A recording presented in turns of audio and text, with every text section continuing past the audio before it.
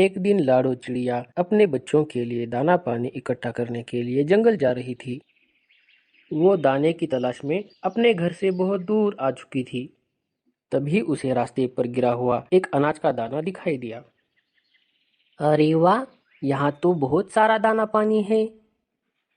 यही दाना पानी में इकट्ठा करके घर वापस चली जाऊंगी। लाडो चिड़िया वहां आकर दाना इकट्ठा करने लगी।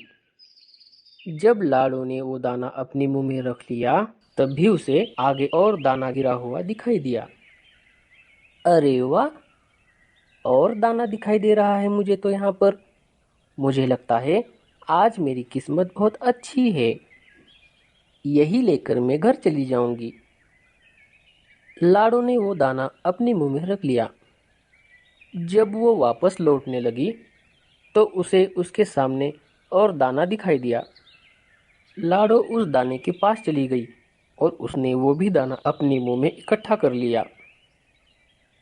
जब लाडो घर लौटने का विचार करने लगी तो उसने देखा कि आगे बहुत सारा दाना अकेले एक साथ जमा हुआ था। अरे बाप रे, इतना सारा दाना, वो भी एक ही जगह पर। ये ऐसा कौन रख सकता है? मुझे लगता है किसी जानवर ने इसे खाने के लिए यहाँ पर रखा होगा। लाडो को लगा कि ये दाना कोई यहाँ पर भूल कर गया होगा, पर उसे मालूम नहीं था कि ये इंसान ने लगाया हुआ एक जाल था। लाडो उसके अंदर जाने की तैयारी करने लगी। अरे लाडो, रुक जाओ। कालू कौवा पीछे से आवाज देने लगा, पर लाडो को उसकी आवाज सुनाई नहीं दी। लाडो उसके अंदर चली गई। जैसे ही लाडो अंदर चली गई, वैसे ही उस पिंजरे का दरवाजा बंद हो गया। नहीं लाडो, ये तुमने क्या कर दिया? ये इंसान ने लगाया हुआ एक पिंजरा था जिसके अंदर अब तुम फंस गई हो। कालू भैया, आखिर ये तुम क्या कह रहे हो? मेरे तो कुछ समझ में नहीं आ रहा। अरे लाडो, इंसान पंछियों और जानवरों के लिए ये पिंजरा लगाता है। थोड़े से अनाज और दाने के जाल में फंसकर सभी जानवर और पंछी इसके अंदर फंस जाते हैं। अब इसके बाहर आना लगभग नामुमकिन है। कालू भैया, ऐसा मत कहो। मेरे बच्चे घर पर भूखे हैं। मैं घर नहीं जाऊंगी तो वो भूख से मर जाएंगे। नहीं नहीं लाडो, तुम ऐसे उदास मत हो। हम जरूर कुछ ना कुछ तो करेंगे। तुम एक काम करो, इसे अंदर से खोलने की कोशिश करो। लाडो चिड़िया अंदर से कुंडी को खोलने की बहुत कोशिश करती है, पर वो खुल नहीं पाता। ये बात तो मेरे समझ में आ गई है कि इस पिंजरे को अंदर से ही खोलना पड़ेगा। मैं एक काम करता हूँ, मैं ऐसे जानवर को ढूंढ कर लाता हूँ जो इसे अंदर से खोल सके। हाँ हाँ कालू भैया, तुम जल्दी जाओ और किसी जानवर को लेकर आओ। अगर मैं यहाँ पर फंस गई तो तुम मेरे बच्चों का अच्छे से ख्याल रखना। अरे लाडो, तुम चिंता मत करो, मैं हूं ना। चलो, अब ये इंसान आने के पहले मुझे किसी जानवर को ढूंढना पड़ेगा। कालू कौवा जरा भी देरी न करते हुए जंगल की तरफ निकल पड़ता है। कालू कौवा जोर जोर से उड़ रहा था। वो ढूंढ रहा था ऐसे जानवर को जो अंदर से उस कुंडी को खोल सके। जब कालू चींटियों के टीलों के ऊपर से गुजर रहा था तो उसने देखा कि चींटियां पानी के अंदर डूब रही थी। अरे बाप रे, ये चींटियां तो पानी के अंदर डूब रही है। मुझे इनकी मदद करनी होगी। कालू कौवा एक लकड़ी ढूंढता है और वो चींटियों के टीले के ऊपर डाल देता है। सारी चींटियां लकड़ी के ऊपर से होते हुए टीले से बाहर आ जाती हैं। सभी चींटियों की जान बच जाती है। चींटियों का सरदार आगे आता है और कालू कौवे को बोलता है, कौवा भैया, आपका बहुत बहुत शुक्रिया। आपने हमारी जान बचा ली। हम तुम्हारा एहसान जिंदगी भर नहीं भूलेंगे। जब भी तुम्हें हमारी मदद की जरूरत पड़े, तब तुम हम चींटियों को जरूर याद करना। हाँ हाँ जरूर, पर अब मैं चलता हूँ। मैं जरा जल्दी में हूँ।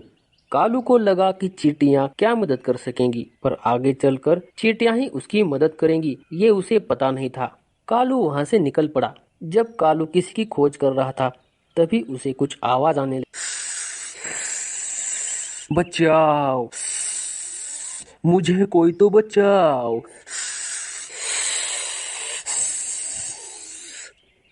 कालू ने नीचे नजर फिराई तो उसे गरुड़ा दिखाई दिया, जिसने नागराज को दबोच रखा था। कालू को समझ में आया कि नागराज ही उसकी मदद कर सकता है। कालू जल्द से गरुड़ा के पास चला गया। अरे कालू, तुम और यहाँ कैसे?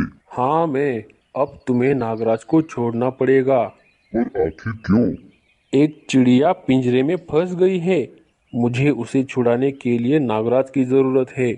तुमने एक बार मेरी मदद की थी, इसलिए मैं नागराज को आज छोड़ रहा हूँ।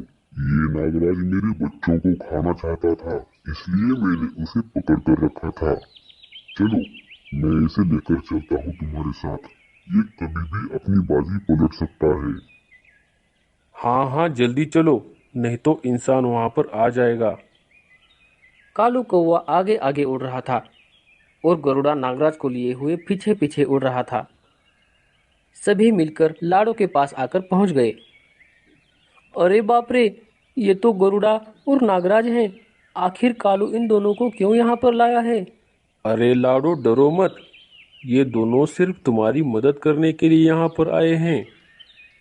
कालू भैया, आपने आने में बहुत देरी की। मेरी तो यहाँ जान जा रही थी।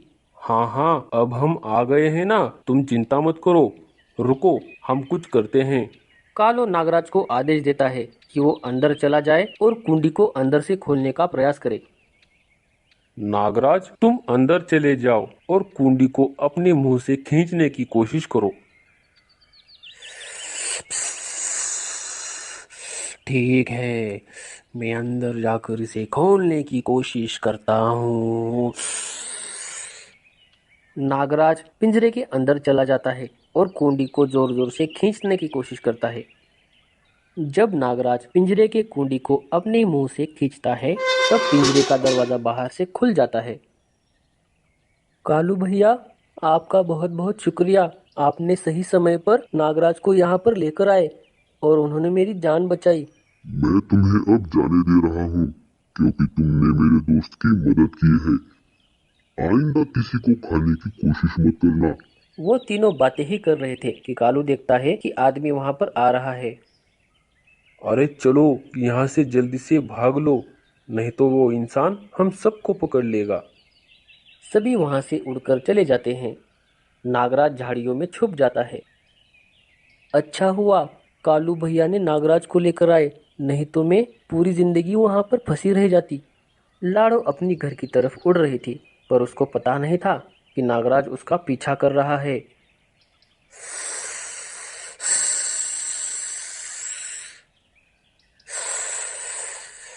लाडो, मुझे तुम्हारे घर का पता अब चल चुका है। अब मैं किसी को नहीं छोड़ूंगा।